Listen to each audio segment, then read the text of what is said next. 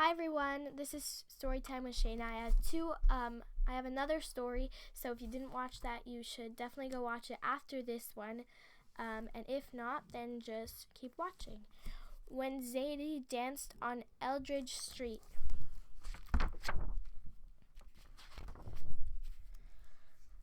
Zadie wasn't really happy about the visit to her grandparents. She didn't mind Bubby, whose sprightly movements and sparkling eyes always made Zizi smile, but Zadie, well, to be truthful, Zadie didn't like children. Zizi and all her cousins were afraid of him. Sit still and listen, he always ordered his grandchildren during his endless reading of the Haggadah at Passover Seder. Maybe you'll even learn something. And on Sukkot, he never allowed children into the festive booth in the backyard. Children bring in dirt and make noise, he would say with a scowl, waving them away with the back of his hand.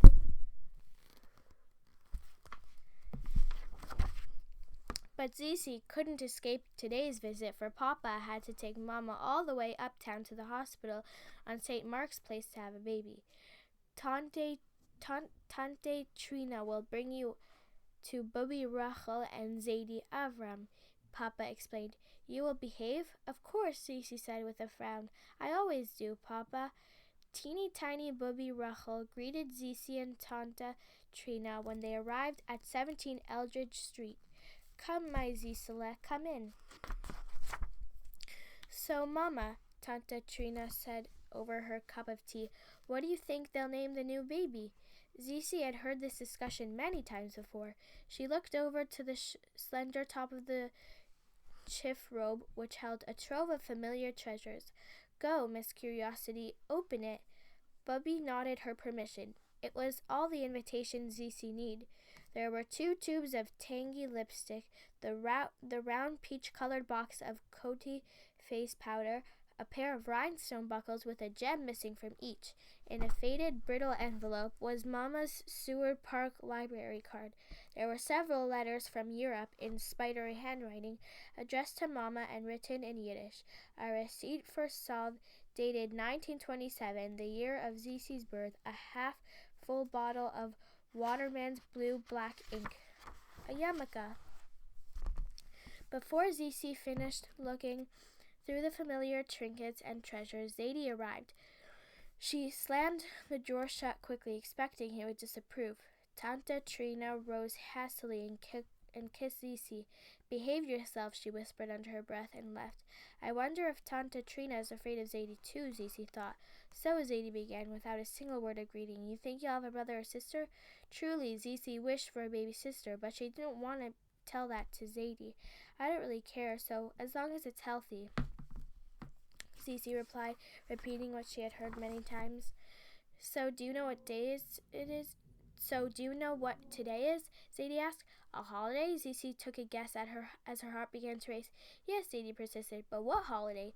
Last week was Sukkot, Zizi remembered, but today? What is today? Zadie insisted. Zizi felt as if she were in the middle of a test without having done her homework. Simchas Torah, Zadie answered impatiently. And do you know what we celebrate? Zizi's voice squeaked. The Torah? Yes, but what about the Torah do we celebrate? Think, Zadie demanded as he poked his forehead with his index finger, pointing to his brain. Zizi was quiet. Was that her heart she could hear thumping? I'm sorry, Zadie, I don't know. Zadie shook his head sadly at his granddaughter's ignorance. Then he said, Today we complete the Torah reading for the year, roll it back, and begin all over again, and we make a party in shul to celebrate. Would you like to go? Zizi looked down at her shoe. With you? She asked. Of course with me. Who else? They won't mind if children come? Zizi asked, hoping he might change his mind. If I bring you, it will be all right. So do you want to go or not? Zizi bent over to pick a bit of lint off her stocking. Yes, please, she replied. Good, it's settled, he says, as though to close a business deal. The rest of the day, Zadie read his sitter by the window light, as he always did, wearing his jacket and hat indoors, his lips moving as he mouthed the words as he read. Zizi went into the kitchen to help Bubby prepare dinner. Bubby let her peel potatoes, a task that Zizi did well, and Bubby smiled with approval. As they bustled about, Bubby said, Listen, Zisela, I know it's not easy for children to be with Zadie. I know, Be a little patient and you'll have a good time in shul tonight. After they'd eaten, Zadie said, "So come, it's time to go." "Is it far?" Zizi asked. "No, it's right downstairs, across the street," Zadie said. "Its name is Kahal Adas Yerushalayim, but everybody calls it the shul on Eldridge Street." Zizi had never seen so beautiful a synagogue. Her father's place of worship on Cannon Street was plain, and her other Zadie synagogue on Pitt Street was even simpler. But here the last of the sunset sparkled through brightly colored glass windows. Reds, greens, yellows, lavenders, carved in intricate patterns, decorated the entire room. Zizi spun around. "This looks like a palace," she thought, "and here I am in the middle like a princess."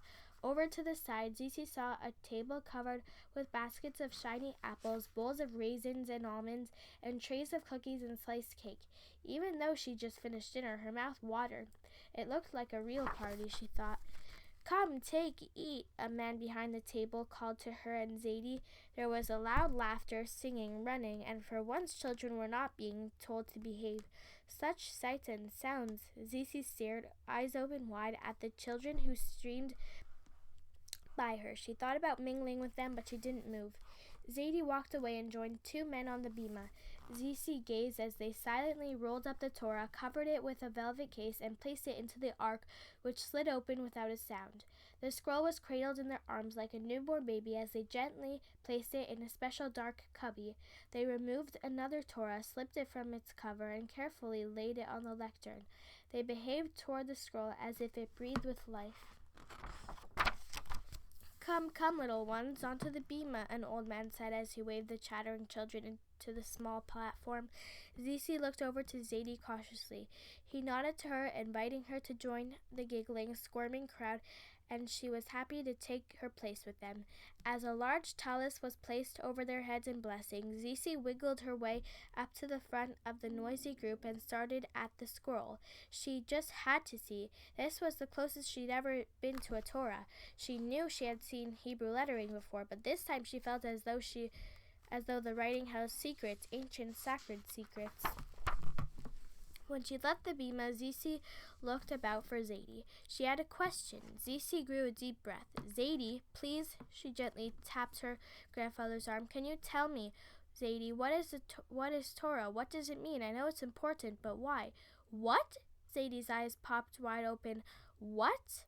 What?" Zizi was about to repeat her question, but Zadie bellowed to one of the elders, "Did you hear that, Zalman?" To another he called, "Did you hear that, Beryl? My grandchild asked me, what is Torah? Had she done something wrong in asking?" Zizi stiffened in fear, but then Zalman and Beryl smiled. "You, my dear one," Zadie said, "have just asked me a question with as many answers as there are Jews to answer it. The Torah is the writing of the 5 books of Moshe. It was given to us by Hashem in heaven to tell us how to live as Jews in this world." Zadie took a deep breath before he offered in a whisper, "and would like to know what I think." Personally, Zizi tingled with curiosity. "Yes, please, please. Come closer." Zizi thought Zadie was about to whisper in her ear, but instead, as she leaned closer to him to hear him, Zadie kissed the top of her head. "That's what I think is Torah, a kiss from Hashem to the Jewish people to show his love, a kiss from God." To Zizi, these words were a warm embrace not only from God but from Zadie Avram. He had never kissed her before. Zizi looked about the shul and saw grown-ups dancing and swaying with the children as they tenderly carried the Torah scroll in their arms and passed it from one to another. People kissed their fingers and reached out to touch the scroll. "Simcha, simcha, simcha," everyone chanted. Zizi had never seen such joy, such freedom in a synagogue. And the sound! Zizi bounced and swayed and turned along with the crowd. And then she saw Zadie was dancing. Zadie, imagine! The doors of the shul burst open as though the place could not contain so much happiness. Everyone followed Zadie, carrying the Torah, led the celebration dancing onto Eldridge Street. Windows flew open and people leaned out to clap their hands, call out greetings, and join in the singing. "Simcha, simcha, simcha." As she paraded proudly next to Zadie, Zizi thought of her grandmother and looked up to the window. There she was, tiny Bubby, waving and clapping her hands as if to say, "See, I told you you would have a good time, see?" When Zisi and Zadie returned to Bubby, nearly breathless with excitement, there was Papa waiting with a big smile. "You have a baby brother," he told Zisi. "Mama is all right?" "Mama is all right." Papa nodded and smiled. "Chaim," Zadie said to Papa, "you should be proud." "I am," said Papa. "Yes, for the new baby, but also for your precious daughter. Of all my and Zisi the ninth, she is the only grandchild who has ever asked me about Torah, about its meaning, its essence. The only one. Do you know how rare it is, how remarkable to have a child who wishes to know more? A child who asks, you have no wonder." "I know," Papa said, hugging his daughter. "I know." And Zisi knew she would always remember this perfect moment, clear as the sharpness of the beautiful black lettering on the white parchment scroll. The day had indeed been a simcha, a blessing. Zadie had called her a wonder, but there had been so many wonders that night. Zadie dancing, that had been a wonder. Her new baby brother was another, but most of all there was Torah. Only the Torah could have made her stern grandfather kiss her. Only the Torah could have made people in shul dance and laugh and sing full of love. The Torah scroll was the most precious treasure of all, the wonder of wonders. The end. I hope everybody enjoyed that video. I have 2 other videos, another story and a Parsha story, so if you didn't watch any of those, you can definitely do that now. And if you didn't, then I hope you have a good last days of Sukkot, and bye!